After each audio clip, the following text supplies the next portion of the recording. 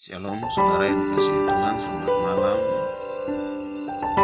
Semoga malam ini saudara-saudari ya menikmati malam ini dengan penuh sukacita.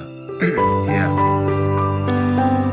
saya mau membagi apa yang saya temukan dalam firman Tuhan yang menemani kita sepanjang satu minggu berjalan dari hari Minggu sampai hari Jumat hari ini. Itu ada beberapa poin yang saya temukan, yaitu firman Tuhan yang terdapat di Yohanes pasal 10 ayat 1 hingga ayat yang ke-21. Saudara, yang mana di berikutnya kemudian firman Tuhan itu berbicara tentang gembala yang baik. Ini kita berbicara tentang gembala yang baik, berarti kita berbicara tentang pemimpin itu rumah yang punya harta benda termasuk dia yang kedua, domba-domba itu adalah harta milik gembala itu sendiri. Walaupun domba itu banyak, pasti dipelihara oleh pemilik atau sekitar banyak sekali, tapi domba itu pasti dikenal oleh pemiliknya. Nah, kemudian berbicara tentang kandang domba. Nah, kandang adalah dunia ini. Saudara yang dikasihi Tuhan, Allah adalah pemilik mutlak atas dunia ini. Nah, Dia tahu segala isinya karena Ia yang menciptakan. Jadi Allah itu tahu tentang segala isi dari dunia ini karena Dia sendiri yang dengan menciptakan dunia ini dengan jari jemarinya. Saudara yang dikasihi Tuhan, bagian yang berikut adalah Tuhan Yesus sendiri adalah gembala yang begitu. Ia adalah gembala yang ketika Ia itu pasti domba-domba itu berjalan dan masuk domba itu. Jadi Tuhan Yesus sendiri mengatakan bahwa Dia adalah gembala yang baik. Gembala yang baik itu Dia akan masuk ke depan lalu itu membuat domba-domba masuk ke dalam pintu itu. Dan saudara yang dikasihi Tuhan, pintu itu adalah bukan pintu sembarang. Pintu itu adalah pintu surga. Yesus memberikan ilustrasi atau contoh yang orang yang datang tidak lewat pintu tetapi lewat jendela atau lewat belakang, itu berarti itu pencuri atau perampok. Saudara yang dikasihi Tuhan, sudah pasti bahwa domba-domba tidak mengenal pencuri itu. Mereka pasti tercerai-berai. Yesus sendiri mengungkapkan kata ini bukan sekedar kiasan biasa, tetapi sebenarnya sih ada rahasia yang terdapat di dalam perkataan Yesus. Artinya ada rahasia yang tersembunyi di balik perkataan Yesus. Rahasia itu adalah rahasia tentang kerajaan surga dan keselamatan. Saudara-saudara yang dikasihi Tuhan, Yesus adalah gembala yang baik itu. Dia mengurus domba-dombanya sampai bayar dengan nyawanya. Nah, saudara yang dikasihi Tuhan, rahasia yang sebenarnya terkandung dalam Yohanes pasal 10 ayat 1 hingga ayat yang ke-21 itu adalah rahasia pertarungan tentang Allah dan iblis atau setan. Saudara-saudara yang dikasihi Tuhan, dunia ini adalah kandang. Pemilik kandang itu adalah Tuhan sendiri. Nah, sedangkan domba-domba itu adalah manusia. Kita yang mana kita hidup di dunia ini. Saudara-saudara yang dikasihi Tuhan, Allah yang punya umat, sedangkan iblis adalah pencuri atau perampok, hasil karya Tuhan, perusak umat Tuhan. Yesus berkata bahwa Bapa mengasihi dia, mengasihi Yesus karena Dia memberikan nyawanya kepada dunia dan manusia.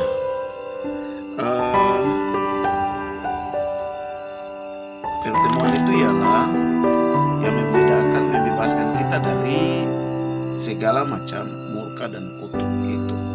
Artinya bahwa kemerdekaan sejati, jadi saudara-saudara dan saya, ketika kita percaya kepada apa yang disampaikan oleh Yesus, maka kita telah sampai di kita mendapatkan kemerdekaan sejati itu. Saudara yang dikasihi Tuhan, manusia adalah domba-domba itu. Nah, siapa yang bertelinga hendaklah ia mendengar.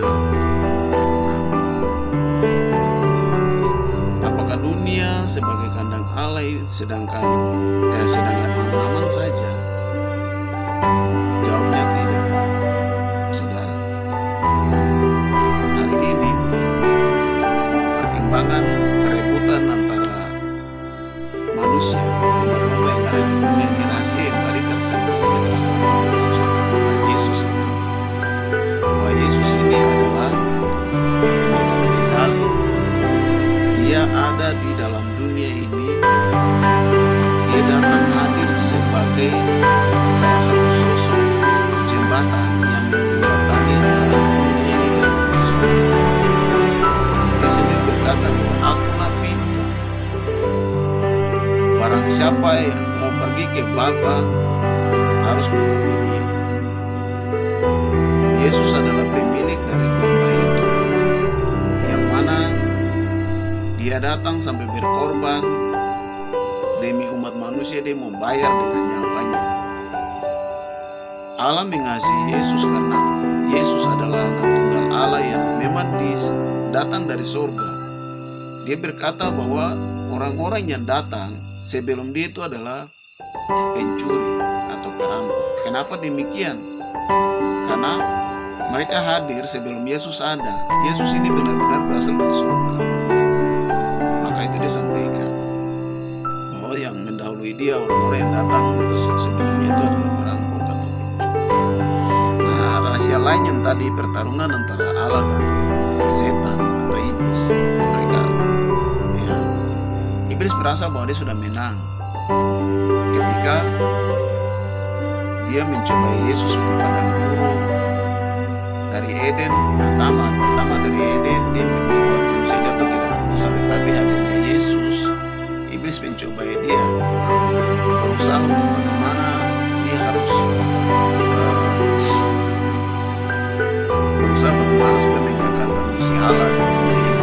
Tapi kenyataannya ketika Yesus diserahkan ke tangan orang berdosa, disalibkan, disiksa, dihukum di kayu salib, tandanya bahwa iblis dia anggap bahwa dia sudah menang.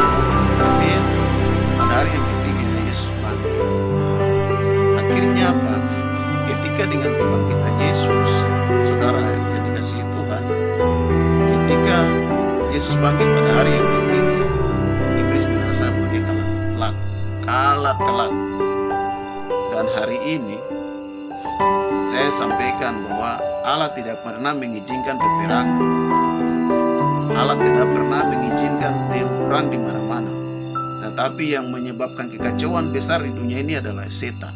Itu iblis. Setan yang menyebabkan kekacauan itu terjadi adu perang, senjata dan segala macam, nuklir dan lain-lain, rudal dan lain-lain. Orang baku tembak itu apa? Iblis mencoba untuk menghancurkan dunia ini dengan caranya. Negara dengan negara bangkit untuk berperang. Itu iblis. Jadi firman Tuhan yang kita baca sepanjang 1 minggu berjalan ini, yaitu tentang Yohanes pasal 10 ayat 1 hingga 31, ini sangat jelas sekali. Saudara, pertarungan yang hari ini pertarungan darah dan daging. Pertarungan hari ini yaitu pertarungan Allah dengan iblis. Iblis itu dia akan berusaha menghancurkan bagian vital terbaik bumi ini.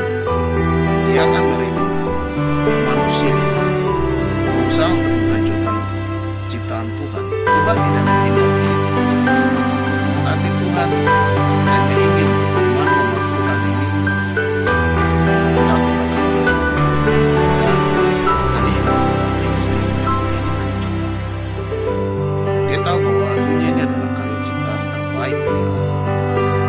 Jadi saudara-saudara yang dikasihi Tuhan, mari kita lihat rahasia-rahasia Allah yang tersembunyi dalam firman Tuhan.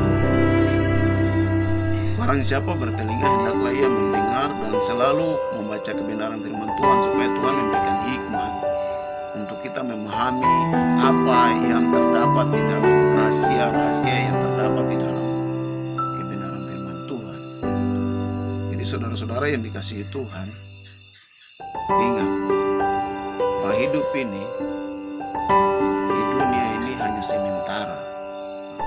Mari kita belajar tentang apa yang dimaksudkan oleh Tuhan itu. Karena Tuhanlah pemilik mutlak dunia ini dan manusia. Karena iblis itu hanya pengacau. Dia datang ke dalam dunia ini untuk mengacaukan kita. Kemudian di sisi lain firman Tuhan hari ini juga berbicara tentang ada pekerja-pekerja upahan. Hamba-hamba Tuhan itu termasuk juga sebagai pekerja-pekerja upahan. Maka itu kita lihat ada yang serius mengurus umat Tuhan, ada yang tidak serius mengurus umat Tuhan dengan baik. Kenapa demikian? Karena mereka hanya pekerja-pekerja upahan. Karena yang pekerja-pekerja upahan itu khusus buat pekerja untuk Tuhan. Orang kerja serius untuk Tuhan itu mendapatkan berkat dari Tuhan. Kalau tidak kerja serius kepada Tuhan, dia tidak mendapat berkat. Itu sangat tegas. Karena kita nih termasuk hamba-hamba Tuhan, itu termasuk pekerja-pekerja upahan. Jadi serius untuk mengurus umat Tuhan, domba-domba yang ada itu serius melaksanakan perintah Tuhan, berarti dia dapat upah, itu dapat berkat. Jadi bagian kebenaran firman Tuhan ini saya mau ajak untuk kita harus pahami baik-baik. Kita harus pahami dengan baik. Kemudian ingat, gembala yang agung itu sudah ada di dalam dunia. Dia sudah berkorban, dia punya nyawa untuk kita. Itu pemilik mutlak, tidak ada emas, perak, jamrud kah apapun, keuangan kah, masalah uang kah di dunia ini tidak sebanding dengan darah Yesus.